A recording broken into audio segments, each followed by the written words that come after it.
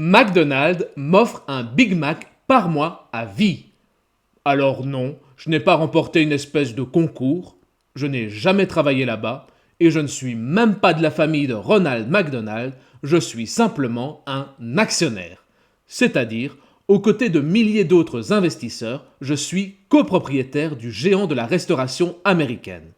Mon Big Mac, je me l'offre à l'aide des dividendes, c'est-à-dire un revenu qui tombe comme ça, sans rien faire, juste parce que je suis propriétaire. Vous voyez, pas besoin d'attendre la révolution communiste ou une énième allocation chômage ou aide alimentaire de la part de nos politocards. Mon Big Mac, c'est l'entreprise elle-même qui me le paye.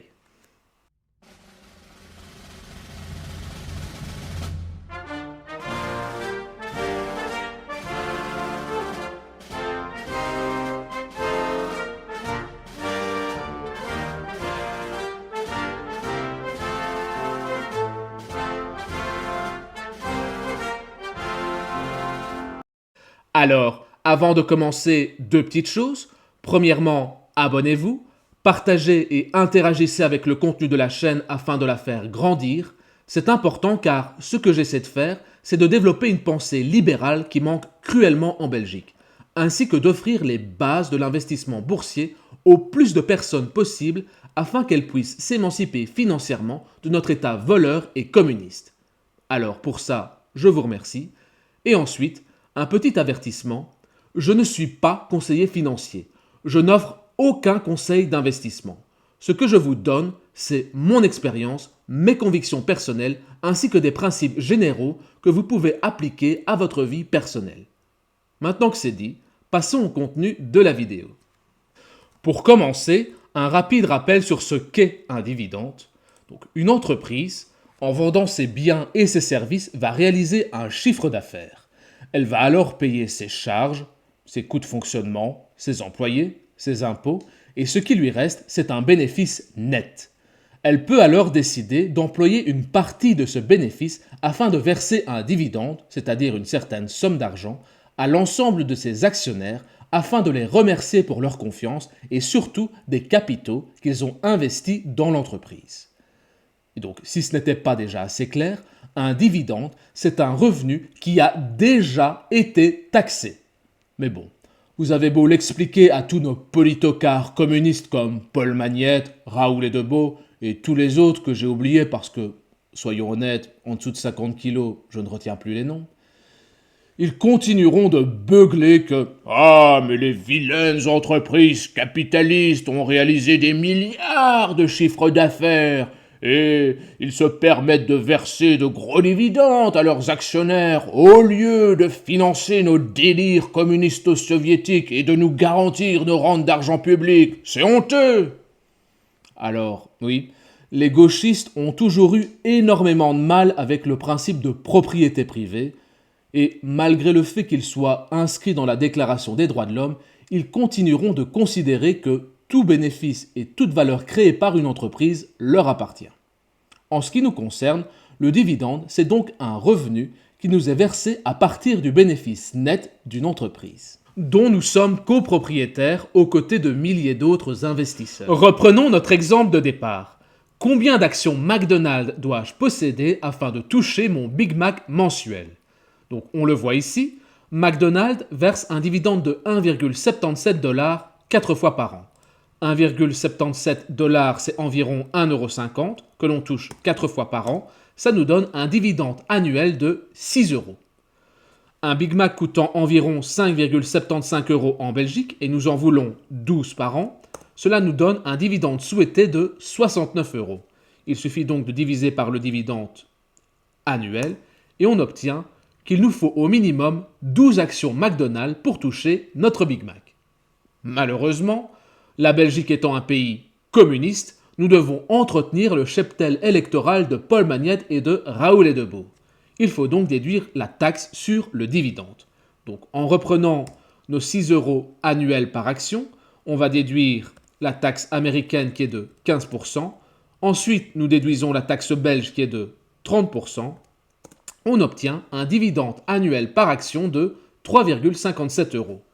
Et donc, en reprenant nos 69 € de dividendes souhaités que l'on va diviser par 3,57, nous obtenons qu'il nous faut environ 20 actions McDonald's.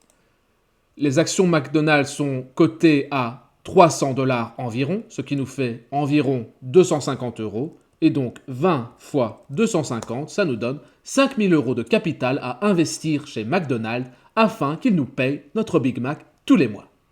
Alors, au-delà de l'idée cocasse de se faire offrir son Big Mac par McDonald's, l'idée que j'essaie de vous transmettre, c'est qu'un dividende, c'est un revenu complémentaire qui est généré à partir de vos investissements. Alors certes, vous n'êtes peut-être pas intéressé par un Big Mac, mais un dividende, ça peut être un plein d'essence mensuel qui vous est offert par Total Energy, ou alors ça peut être un caddie de course qui vous est offert par Coca-Cola, ou encore un billet d'avion annuel qui vous est offert par Emirates. Et à la fin de votre parcours d'investisseur, un dividende, ça peut être une retraite complémentaire qui vous est offerte par un portfolio d'actions et d'ETF diversifié et de qualité. Dans cette optique de générer un revenu complémentaire à l'aide de nos dividendes et afin d'avoir en tête un ordre de grandeur, essayons de générer un revenu mensuel de 1 000 € à l'aide de nos actions McDonald's. Donc, 1 000 € par mois, ça représente 12 000 € par an de dividendes. Bien entendu, il ne faut pas oublier de payer le cheptel électoral de Paul Magnette, c'est-à-dire qu'il nous faut 17 000 € par an de dividendes. Ensuite, il faut inclure la taxe américaine et cela nous donne un dividende annuel de 20 000 €. Sachant que McDonald's remercie ses actionnaires à hauteur de 2% de leur investissement en dividendes, il nous faut en tout investir 1 million d'euros dans McDonald's afin de générer nos 1 000 € de revenus mensuels. Ce capital à investir est, je vous l'accorde, très important. Cependant, il nous amène à plusieurs réflexions dans le domaine de l'investissement boursier orienté dividendes. Premièrement, on le remarque, mais McDonald's ne verse pas beaucoup de dividendes. Il verse seulement 2%. On se dirigerait alors naturellement vers des entreprises qui versent plus de dividendes. 4%, 6% et pourquoi pas 10%.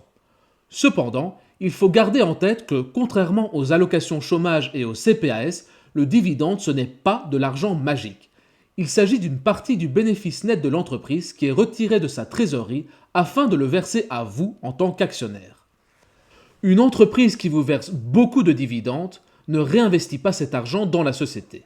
Alors, ça peut être le signe d'une entreprise mature, bien établie sur son marché, mais ça peut aussi être le signe d'une entreprise en mauvaise santé financière et qui va essayer de rattirer de nouveaux investisseurs par tous les moyens. Cela nous amène à la deuxième réflexion, c'est que certes vous voulez générer un revenu complémentaire, mais vous voulez aussi un portefeuille qui s'apprécie. Et une entreprise qui se déprécie, même si elle vous verse des dividendes, vous fera à la longue perdre de l'argent. Alors, si on prend l'exemple de McDonald's, nous ne sommes pas dans ce cas, car même si McDonald's ne verse que 2% de dividendes, on remarque que l'appréciation de votre capital est plus qu'honorable. En effet, en 10 ans, vous avez triplé votre investissement de départ. La troisième réflexion porte sur la fiscalité de vos dividendes. En effet, si vous êtes comme moi et que vous habitez en Belgique, vous habitez dans un enfer fiscal communiste. Vos dividendes sont taxés à 30%. Ce à quoi il faut rajouter la fiscalité du pays dans lequel est domiciliée l'entreprise dans laquelle vous investissez. Alors, pour jouer sur la fiscalité, vous avez deux axes d'action.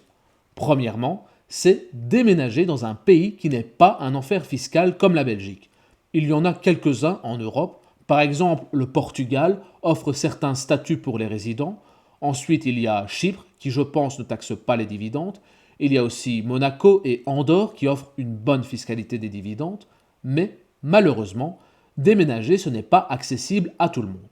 Le deuxième point d'action sur lequel vous pouvez agir, c'est le pays de domiciliation de l'entreprise dans laquelle vous investissez. Lorsque vous construisez un portefeuille orienté dividende, vous devez donc tenir compte de ces trois réflexions. Performance du dividende, appréciation du capital et fiscalité. Cela devient très vite très compliqué lorsque l'on sélectionne manuellement toutes nos actions. Heureusement, il existe un outil financier appelé ETF et qui permet de conjuguer assez facilement ces trois aspects. Je vous en présente un à titre d'exemple. Ici, le SPDR S&P Global Dividend Aristocrat UCITS ETF est un ETF qui regroupe une centaine de positions se concentrant sur des entreprises qualifiées comme Dividend Aristocrats. Un Dividend Aristocrat, c'est une entreprise qui n'a fait qu'augmenter son dividende au cours des 50 dernières années, ce qui témoigne d'une bonne maturité et d'une bonne santé financière. Si on analyse la performance de cet ETF, on remarque que certes, elle est bien inférieure à un ETF classique monde capitalisant, mais elle reste cependant honorable et vous a permis en 10 ans de doubler votre capital de départ. Et ce, tout en vous générant un revenu complémentaire en dividende équivalent à 4%. Et, cerise sur le gâteau, cet ETF est domicilié en Irlande. Il n'y a donc pas de taxation à la source. Vous devez cependant toujours financer le cheptel électoral de nos politocrates communistes. Et donc, si on reprend notre calculette, si on veut toujours générer nos 1000 euros de dividendes par mois, et donc nos 12 000 euros par an, nous devons toujours nous acquitter de la taxe belge. Il n'y a cependant plus de taxe à la source vu que l'ETF est domicilié en Irlande. Et avec une rentabilité du dividende de 4%, nous obtenons un investissement de départ de 450 000 euros, donc 2 fois moins élevé que pour nos actions McDonald's. Nous disposons maintenant d'un ordre de grandeur avec des hypothèses raisonnables, c'est-à-dire nous restons en Belgique et nous tablons sur une performance du dividende d'environ 4%. Il est alors facile d'extrapoler le capital à investir en fonction du niveau de vie auquel on aspire. En effet, si pour 1000 euros par mois nous devons investir 450 000 euros, eh bien pour 5 000 euros par mois, il nous faut investir environ 2,2 millions d'euros. Et pour 10 000 euros par mois, il nous faut un capital investi de 4,5 millions d'euros. Alors, si vous êtes avancé dans votre parcours d'investisseur et que vous disposez de ces capitaux, eh bien il vous suffit de les investir si vous vous orientez vers la stratégie dividende. Par contre, si vous êtes encore à vos débuts d'investisseur, il peut être intéressant de se diriger vers une stratégie capitalisante, c'est-à-dire qu'au lieu d'investir dans des entreprises et des ETF qui vous versent du dividende, vous investissez dans ceux qui certes vont vous verser peu ou pas de dividendes, mais qui vont vous offrir des performances bien supérieures. Si on prend cet exemple de l'ETF Monde capitalisant, le iShares Core MSCI World UCITS ETF USD, il ne verse aucun dividende puisqu'il est capitalisant et donc réinvestit les dividendes dans le fonds, mais en contrepartie, vous profitez d'une performance qui est bien supérieure. En un peu plus de 10 ans, vous avez multiplié par 6 votre mise. Une stratégie simple pourrait être d'investir dans ce genre d'ETF capitalisant pendant 20, 30, 40 ans et de vendre vos positions au moment où vous souhaitez prendre votre retraite. Par exemple, si vous investissez tous les mois 500 euros dans un ETF Monde et que vous considérez une rentabilité moyenne annuelle d'environ 7%, ce qui est relativement conservateur, eh bien au bout de 30 ans, vous ressortez avec 500 000 euros, que vous pouvez alors réinvestir dans un ETF distribuant, vous garantissant ainsi un revenu complémentaire confortable. Voilà, c'est tout pour aujourd'hui. Si vous avez aimé la vidéo ou que vous avez appris quelque chose, n'hésitez pas à liker, commenter, partager et à s'abonner à la chaîne. Mais surtout, d'ici là, n'oubliez pas, la liberté, c'est avant tout un choix.